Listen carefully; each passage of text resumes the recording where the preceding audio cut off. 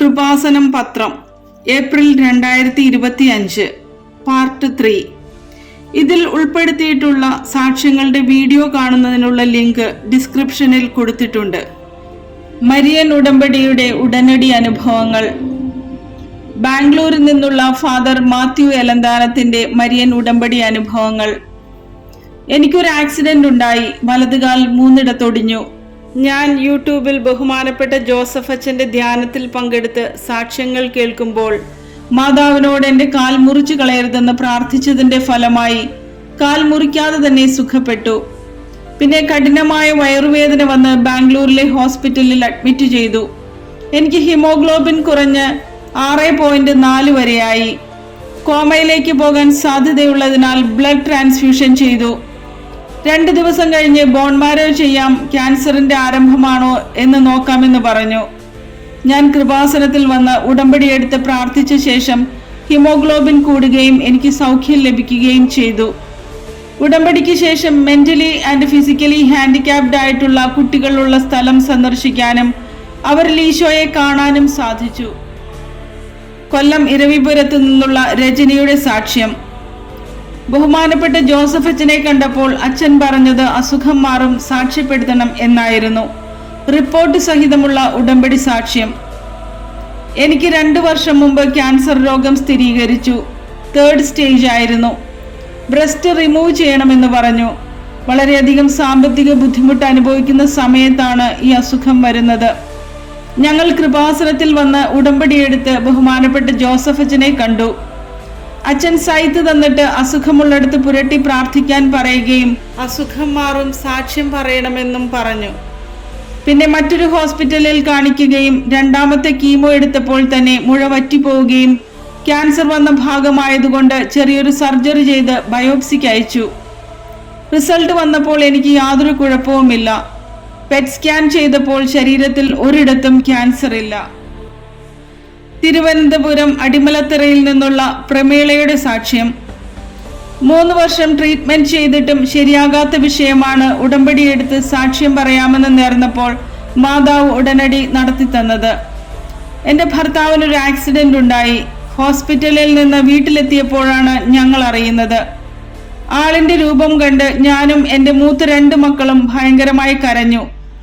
ഇളയ മകൻ ഒരു ചലനവുമില്ലാതെ റൂമിൽ പോയി കതകടച്ചു കിടന്നു. ക്രമേണ മകൻ ആരോടും ഒന്നും സംസാരിക്കാതെയും 24 മണിക്കൂറും ഉറക്കത്തിലായി. നമ്മൾ ചോദിക്കുന്നതിനുള്ള മറുപടിയല്ല തരുന്നത്. 3 വർഷം പലയിടത്തും കൊണ്ടുപോയി ചികിത്സകളും കൗൺസിലിംഗും നടത്തിയിട്ടും ഫലമില്ലായിരുന്നു. ഞാൻ കൃപാസനത്തിൽ വന്ന് ഉടമ്പടിയെടുത്ത് ഉടമ്പടി നേർച്ച വസ്തുക്കൾ കൊടുക്കുകയും സാക്ഷ്യം പറയാമെന്ന് നേരുകയും ചെയ്തതിന്റെ ഫലമായി പൂർണ്ണ സൗഖ്യം ലഭിച്ചു. ചെങ്ങന്നൂരിൽ നിന്നുള്ള ലിജി ബെന്നിയുടെ സാക്ഷ്യം. എൻ്റെ മകന് ക്രമാതീതമായി ഉയരം വയ്ക്കുന്ന മാർഫൻ സിൻഡ്രോം എന്ന ജനിതക അസുഖമായിരുന്നു. സഹനത്തിന്റെ തീച്ചൂളയിൽ നിന്നപ്പോൾ ഉടമ്പടി എന്നെ സന്ധിച്ചത് ഇങ്ങനെ.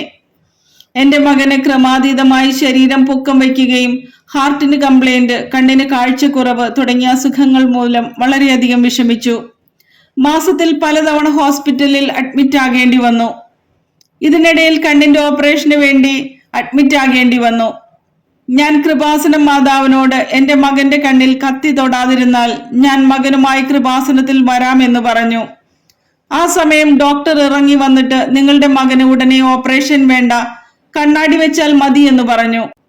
പിന്നെ ഞങ്ങൾ കൃപാസനത്തിൽ വന്ന് ഉടമ്പടിയെടുത്ത് പ്രാർത്ഥിച്ചു. വെഞ്ചരിച്ച നേർച്ച വസ്തുക്കൾ ഭക്ഷണത്തിൽ ചേർത്ത് കൊടുത്തു. അതിന്റെ ഫലമായി മകൻ എല്ലാ അസുഖങ്ങളും മാറിക്കിട്ടി. മരുന്നുകളൊന്നും ഇപ്പോൾ കഴിക്കുന്നില്ല. എൻ്റെ ബ്രസ്റ്റിലെ സിസ്റ്റും ഉടമ്പടിയിലൂടെ മാറിക്കിട്ടി. എറണാകുളം തിരുവാണിയൂരിൽ നിന്നുള്ള റീത്തുവിന്റെ സാക്ഷ്യം. എൻ്റെ 9 വയസ്സുള്ള മകൾക്ക് ഡൗൺ സിൻഡ്രോം ആണ്. അവൾ തനിയെ ഭക്ഷണം കഴിക്കില്ലായിരുന്നു. ബഹുമാനപ്പെട്ട ജോസഫ് അച്ഛന്റെ കൈവയ്പ് പ്രാർത്ഥന കഴിഞ്ഞപ്പോൾ സംഭവിച്ചത്. എൻ്റെ 9 വയസ്സുള്ള മകൾക്ക് ഡൗൺ സിൻഡ്രോം ആണ്. തനിയെ ഭക്ഷണം വാരി കഴിക്കില്ലായിരുന്നു. വളരെ കുറച്ച് വാക്കുകൾ മാത്രമേ പറയൂ. ഞാൻ കൃപാസനത്തിൽ വന്ന് ഉടമ്പടിയെടുത്ത് ബഹുമാനപ്പെട്ട ജോസഫ് അച്ഛനെ കണ്ടു. അച്ഛൻ മകളുടെ തലയിൽ കൈവച്ച് പ്രാർത്ഥിച്ച ശേഷം മകൾ ഭക്ഷണം തനിയെ കഴിക്കാനും വെഞ്ചരിച്ച നേർച്ച വസ്തുക്കൾ ഉപയോഗിച്ച് പ്രാർത്ഥിച്ച് സ്കൂളിൽ പോകുകയും ചെയ്യുന്നു. കൂടാതെ ഞാൻ വിദേശത്ത് പോകുന്നതിന് ശ്രമിച്ചിട്ട് തടസ്സങ്ങളായിരുന്നു. ഞാൻ കൃപാസനത്തിൽ വന്ന് ഉടമ്പടി എടുക്കുന്ന സമയം എന്റെ ഫോണിൽ സൗദിയിലേക്കുള്ള പ്രോസസ്സിംഗ് കംപ്ലീറ്റ് ആയി, എക്സാമിനുള്ള ഡേറ്റ് എടുക്കാം എന്നുള്ള മെസ്സേജ് വന്നു. എക്സാം വളരെ ടഫ് ആയിരുന്നെങ്കിലും കാശുരൂപം പിടിച്ച് എക്സാം എഴുതി. റിസൾട്ട് വന്നപ്പോൾ ഞാൻ പാസ്സായി. ഒരുപാട് തടസ്സങ്ങൾ ഉണ്ടായി എങ്കിലും മെഡിക്കൽ പാസ്സായി വിദേശത്ത് പോകുവാനും സാധിച്ചു. കോട്ടയം ചങ്ങനാശ്ശേരിയിൽ നിന്നുള്ള ഇന്ദുവിന്റെ സാക്ഷ്യം. വിവാഹം കഴിഞ്ഞിട്ട് 10 വർഷമായി.